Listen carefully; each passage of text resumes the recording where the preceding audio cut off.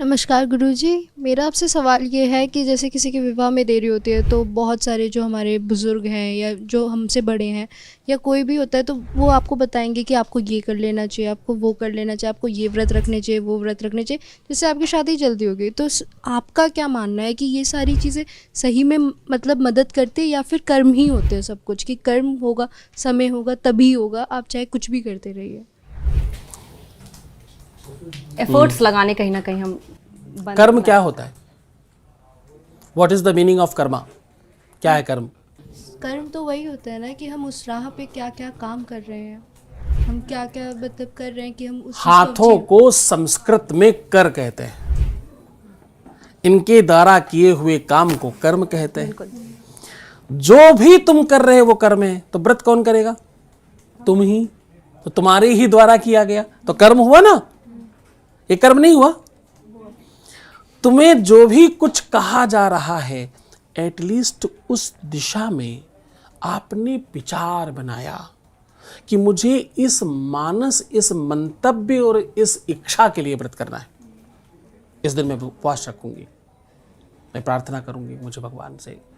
अब होगा क्या कि आप जब भगवान से प्रार्थना करोगी तो भगवान सुनना शुरू करेगा, भगवान मानना शुरू करेगा। और ये सारे भगवानों ने मिलकर मान लिया अगर, तो तुम्हारे शरीर पर, तुम्हारे व्यक्तित्व पर, तुम्हारे स्वभाव में परिवर्तन आएगा, विवाह हो जाएगा। नंबर सही मिलाया तो क्या हुआ? सामने बिल बजेगी ना, फोन पहुंचेगी ना, तो सही नंबर मिलाइए ना।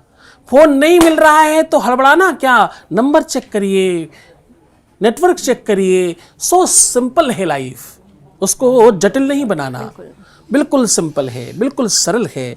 तुम जटिलता लेना चाहते हो, तुम्हारी आदत है, अरे ये ऐसा ही होता है, ये तो इसी तरह होता है। तो चिंता लेने की आदत बनी हुई है। तुम्हारी आदत है कान से देखने की। कहां से देखते हो तुम? कान से क्यों देखते हो भाई? आंख से देखा करो ना। फिर जब तुम्हें पता है कि तुम कान से देखते हो तो आंख से देखा करो।